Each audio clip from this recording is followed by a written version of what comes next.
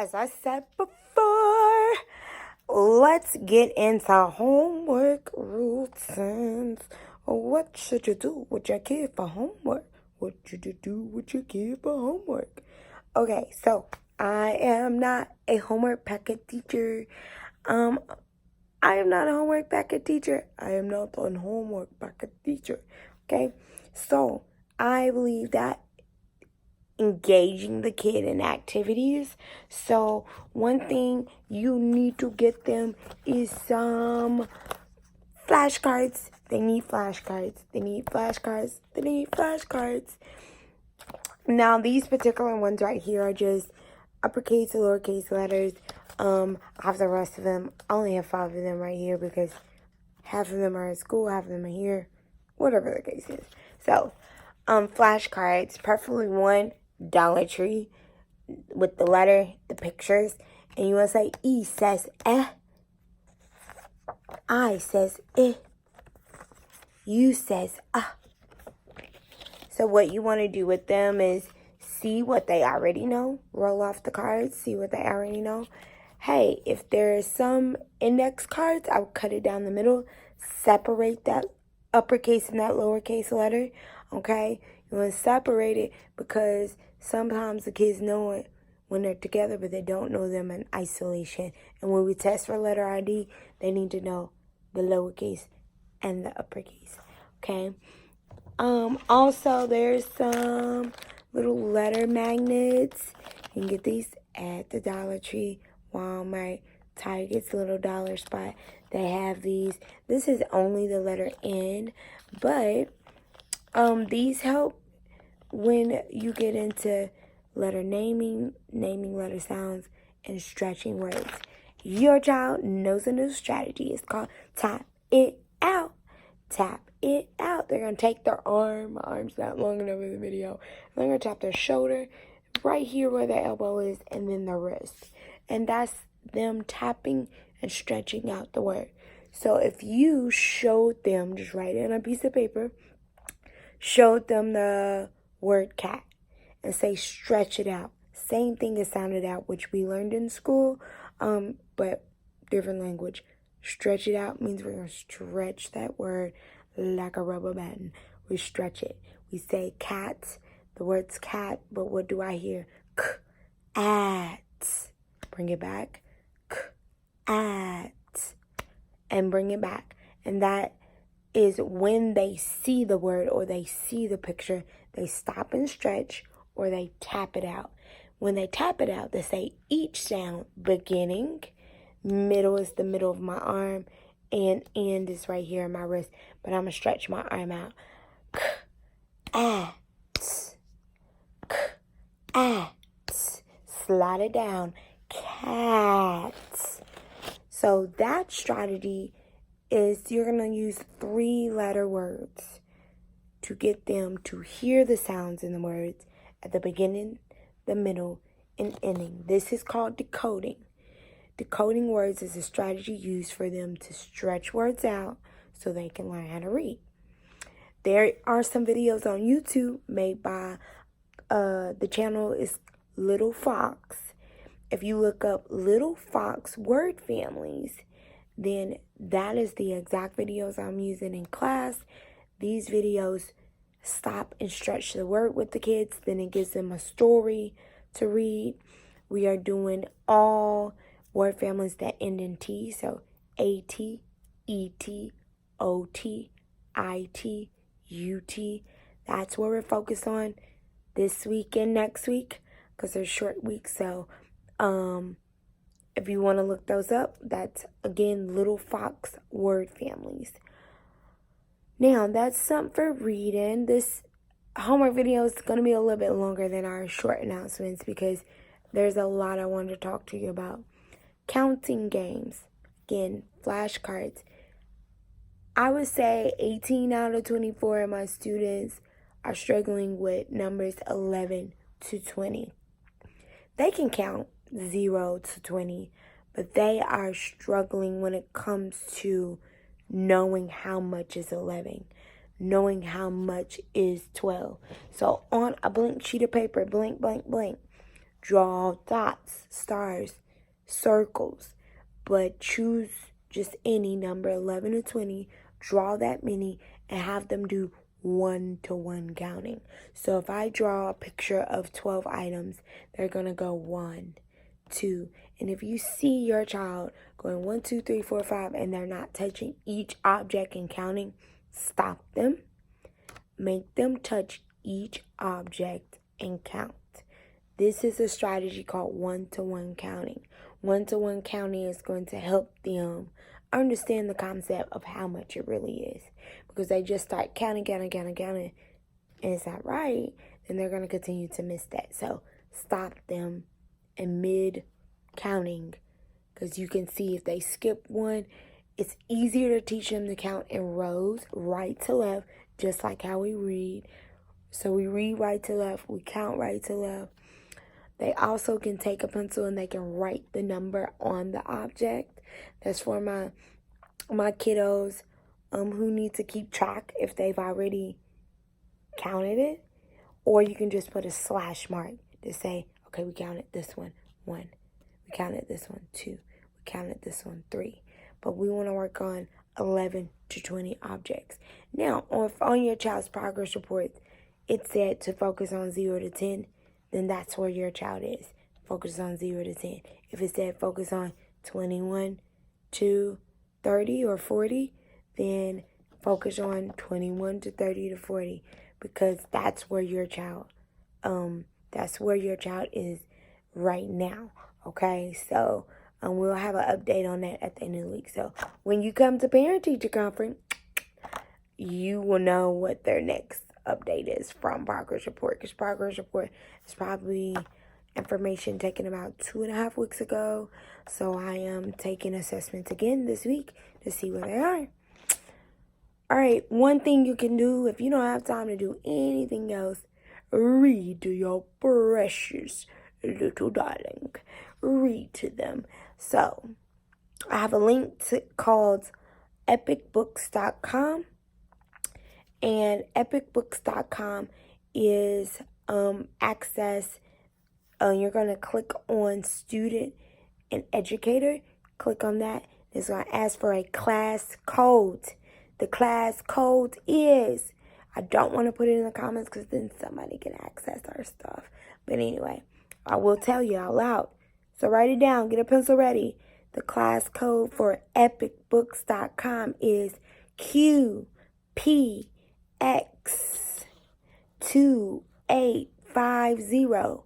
QPX2850. Enter that class code. Your child has a profile with their name already on it. Click on that profile, and there's a mailbox at the top. And there's books I've already assigned for them to listen to. And there's books they can choose for anything in the library, anything. Some will read to them. If it says read to me with the little speaker, it will read to them. If it doesn't, then you can read the book to them. Okay? Every single day, a book needs to be either read to them by listening to one or somebody reading it to them. This builds fluency. This builds their reading skill. So stop and read. Stop and read. Stop and read. Stop and read. Stop and read. You gotta stop and read to these babies. That's the only way they're gonna know and learn. Writing, something you can do every day of the week for kindergarten. Every day, because kindergarten are going from swish, swish, scribble, scribble to I have to write a letter and I have to write it on a line. And yeah, that is developmental to learn how to write on lines. So if you're using regular paper, say you don't have the nice handwriting for little kids paper, that's fine. If you even take a regular notebook, just use double space lines. That way they have a little middle line here to go by. Okay? So model writing. So write their name for them. They write their own. if your child can write it without you writing it, allow them to, okay? Practice writing letters any day of the week. Get those flashcards out. Today you're writing the letter U. Let's write the letter U. U looks like this. Now let's write it on our paper. Pencil grip. This, by December, I should have no kids doing this with their pencil. That's the stir in the pot. This is writing with the pencil. Take that index finger, that thumb, put it together. You want them to try to get this finger up under there too. Note there are some tools, tricks and tools. Take some like tissue paper, a ball up something soft, put it in their hand. They have to hold it with this hand and then pinch the pencil with this hand. And that way they can figure out how to maneuver that pencil. Okay, this hand's not doing well, try the other hand. They might not be right-handed. They might be left-handed. So they might be both. They might be ambidextrous. We don't know. But putting something like balling up a piece of paper and putting it in their hand helps them write. Now that grip is so important. Also, you can have them pinching cotton balls and counting them and putting them in a bucket. Pinch and put it in there.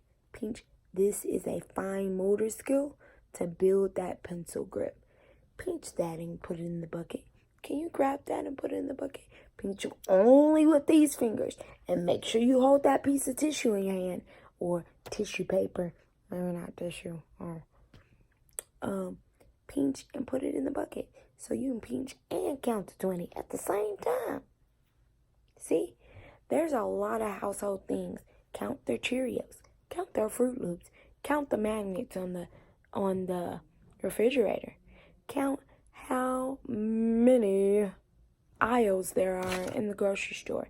Count how many cars are passing by while you're in the car. Count how many fingers. Count how many toes. Count how many toes, how many fingers.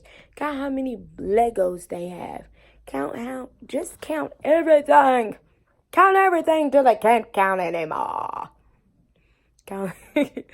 So, in all seriousness, the homework is already around you. Like, you don't need to give your child a worksheet to practice these skills.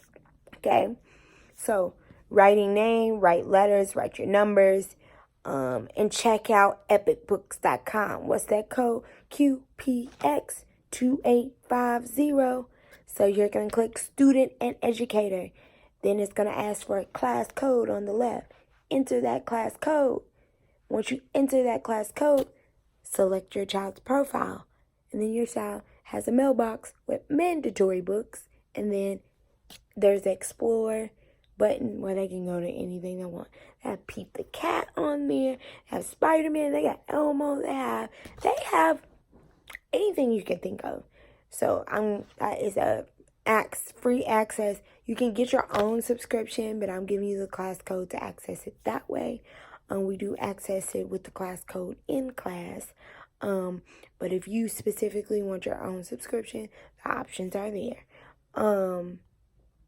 So letter games. You want to do matching, flashcards, find the letter. Maybe you take all the letters and you hide them in the house.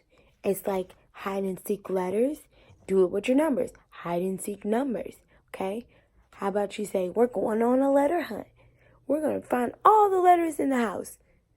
Or we're going on a cleaning hunt. We're gonna count all the toys we can clean up off the floor in their room. We're gonna clean up all the t-shirts and count them. We're gonna clean up all the pants and count them. Okay? So you can do chores and count at the same time. I know, my mom made me do it.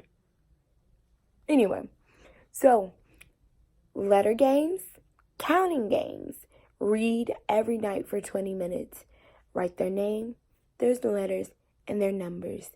And then at parent-teacher conference, we'll get into talking about skills for sight words. Actually, I have a whole video about sight words. So, not yet, not tonight, because I got to get my Z's.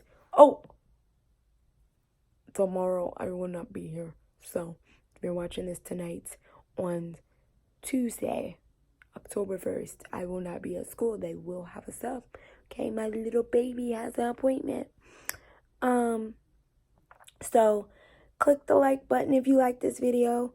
If there were some tips in here that you like, if you have more questions about what I talked about, go ahead and comment below or text me, class tag me, or write a note in the agenda. Homework routines.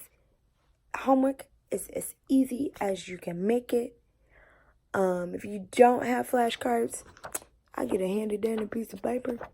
Start writing some letters with a pen or a marker. Cut those things out. Boom, you have flashcards. Flashcards don't have to be fancy like this. I just have fancy teacher resources. Okay. So, if in any way possible I can help you with any of those resources, please text me, class tag me, send me a message, whatever you need. Yeah. It takes a village to raise a child and build their knowledge. Yeah. Alright, so that's the end of my video. I'm definitely not going to 20 minutes. So, deuces. See you later, alligators. After a while, crocodiles.